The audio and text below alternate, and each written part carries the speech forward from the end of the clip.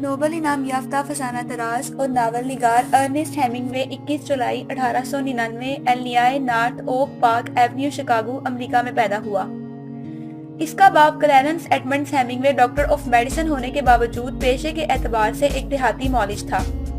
کچھ یہی سبب ہے کہ ان کا گھرانہ متوسط درجے سے کبھی اوپر نہ اٹھ سکا۔ والدہ کا نام گریس ہال تھا جو اسی دیہات میں موسیقی کی تعلیم دیا کرتی تھیں۔ ارنسٹ ہیمنگوے کی دلچسپیاں اپنے خاندان کے دیگر افراد سے ہمیشہ مختلف رہیں۔ وہ ایک مہم جو کھلنٹرا اور لاابالی نوجوان تھا جس کا لڑکپن اپنے گھر کے قریب کھلے آسمان تلے ایک جھیل کے کنارے چھوٹے سے خیمہ میں گزرا۔ وہ پہروں بندوق اٹھائے جنگل میں شکار ڈھونڈتا پھرتا اپنی ننھی سی کشتی پر بڑی مچھلیوں کے تعاقب میں سرگردہ رہا۔ تاہم اس کی 2 ابتدائی کہانیاں 1916 کے اوک پارک پبلک اسکول کے میگزین میں شائع ہوئیں۔ یہ جنگ عظیم اول کا زمانہ تھا۔ 1917 میں ہیمنگوے نے تعلیم کو خیر بات کہہ کر بطور سپاہی جنگ میں شرکت کرنا چاہی، لیکن نظر کمزور ہونے کے سبب ایسا نہ کر سکا اور مجبوراً اپنے چچا کے پاس کنساس منتقل ہو گیا۔ وہیں اس نے صحافت کی تربیت حاصل کی اور کنساس سٹی سٹار اخبار میں بطور صحافی جنگ کی صورت حالات پر تجزیہ لکھتے لکھتے اچانک ایک روز بحیثیت اعزازی لیفٹیننٹ اور ایمبولینس ڈرائیور کے فوج میں بھرتی ہو گیا۔ ان دنوں اس کی مہم جوئی عروج پر تھی اور وہ کسی طور فرنٹ لائن پر جانا چاہتا تھا۔ پھر اس کے پیہم اصرار پر اسے فرنٹ لائن تک جانے کی اجازت مل گئی۔ اب وہ سائیکل پر سوار ہو کر بارود کے دھندلکوں میں فوجیوں کو رسد پہنچانے لگا، تاوقت یہ کہ 8 جولائی 1918 کو مشین گن کے ایک برسٹ نے اس کے بائیں گھٹنے کو چھید ڈالا۔ ریڈ کراس ہاسپٹل میں علاج کے دوران اس کی ملاقات ایگنیس نامی ایک نرس سے ہوئی۔ کچھ دن کے لیے دونوں ایک دوسرے کے بہت قریب آ گئے، لیکن ایگنیس نے اسے بے وفائی کی اور ایک اطالوی نوجوان کو اپنا شریک حیات چن لیا۔ اس ناکام محبت کی یادگار اس کا ناول ہتھیاروں کو الوداع A Farewell to Arms ہے۔ اب وہ تنہا اور اداس تھا۔ 1919 میں اس نے افسانہ نگاری کا آغاز کیا اور محبت میں ناکامی کا منہ پھیرنے کی خاطر 23 ستمبر 1921 میں الزبتھ ہیڈلے ریچرڈسن سے شادی کر لی، جسے ناکام ہی کہنا چاہیے، اس لیے کہ 1926 میں دونوں میں علیحدگی ہو گئی۔ اس وقت تک اس کا پہلا افسانوی مجموعہ 1925 میں شائع ہو چکا تھا۔ 1922 میں وہ پیرس فرانس چلا گیا تھا، جہاں وقفے کے ساتھ اس کی ملاقاتیں Ezra Pound, James Joyce, Sinclair Lewis اور فٹز جیرالڈ سے ہوئیں۔ اس کا پہلا ناول سورج بھی طلوع ہوتا ہے، دی سن آلسو رائزز، 1926 میں سامنے آئے۔ اگلے برس اس کا افسانوی مجموعہ عورت کے بغیر مرد، مین وداؤٹ ویمن شائع ہوا۔ 27 اپریل 1927 میں اس کی دوسری شادی پاولین فیفر نامی خاتون سے ہوئی۔ اس کے پاؤں میں چکر تھا اور اس کی متلون مزاجی اسے ایک پل بھی چین سے نہ بیٹھنے دیتی تھی۔ 1928 تا 1936 کا زمانہ اس نے فلوریڈا میں گزارا۔ اس زمانے میں اس کا ناول ہتھیاروں کو الوداع 1929 میں اور افسانوں کے 3 مجموعے ونر ٹیک نتھنگ 1933 میں، افریقہ کی ہری بھری پہاڑیاں گرین ہلز آف افریقہ 1935 میں اور بعد دوپہر کی موت ڈیتھ ان دا آفٹرنون 1936 میں شائع ہوئے۔ وہ ایک ایسا شاہ پرست تھا جو افریقہ اور مشرق بعید کے سمندروں اور جنگلوں میں دور تک گیا۔ دوسری جنگ عظیم 1942 تا 1945 کے دوران ایک میگزین کے نمائندے کے طور پر اس نے دھوئیں کے بادل پھانکے، اسپین میں بل فائٹنگ کی اور وہاں کی خانہ جنگی کی رپورٹنگ امریکی اخبارات میں کرتا رہا۔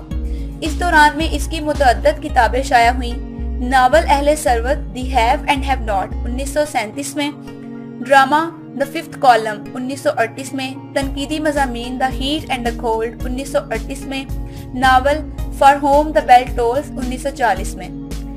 4 نومبر 1940 میں اس نے اپنی دوسری بیوی پاولین کو طلاق دے دی اور 20 نومبر 1940 کو مارتھا گلہارن سے شادی کر کے ہنی مون منانے نیو یارک روانہ ہو گیا۔ میکسیکو سے واپسی پر مارتھا گلہارن کے ہمراہ ہوانہ میں منعقد ہونے والی دانشوروں کی ایک ایسی تنظیم میں شریک ہوا جو ففتھ کالمسٹ تحریک کے اثر کو زائل کرنے کے لیے بنائی گئی تھی۔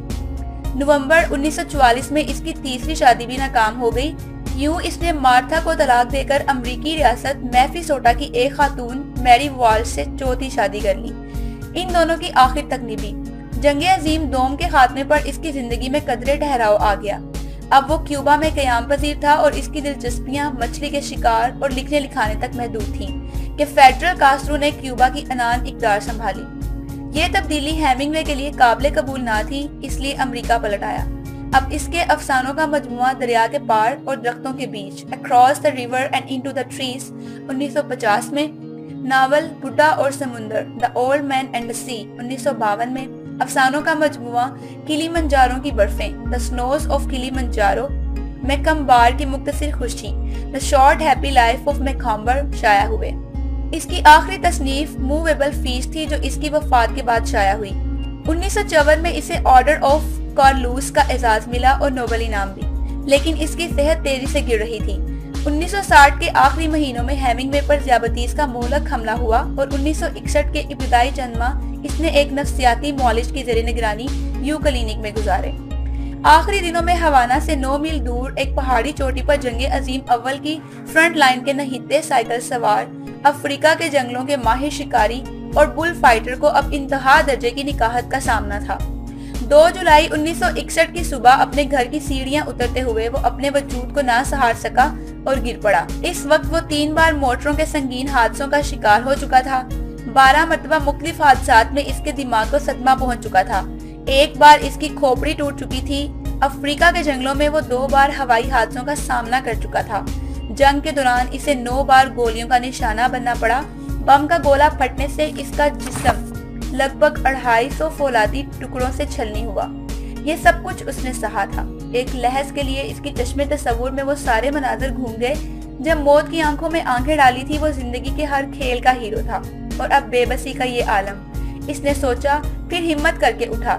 اس نے دیکھا کہ اس کی بیوی میری والش گہری نیند سو رہی ہے۔ اب وہ قدم جما کر رکھتے ہوئے تہہ خانے کی سیڑھیاں اتر گیا۔ تہہ خانے میں اس کا اسلحہ خانہ تھا۔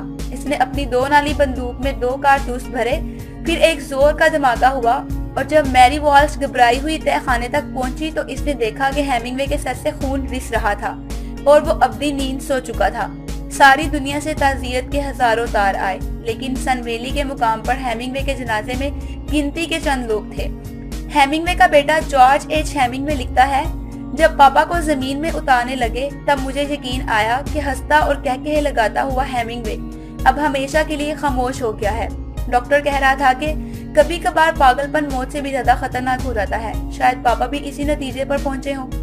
اپنی ہی بندوق کی لبلبی اپنے لیے استعمال کرنے سے پہلے انہوں نے سوچا تو ہوگا کہ پرندہ اڑتے ہوئے گولی کا نشانہ کیسے بنتا ہے۔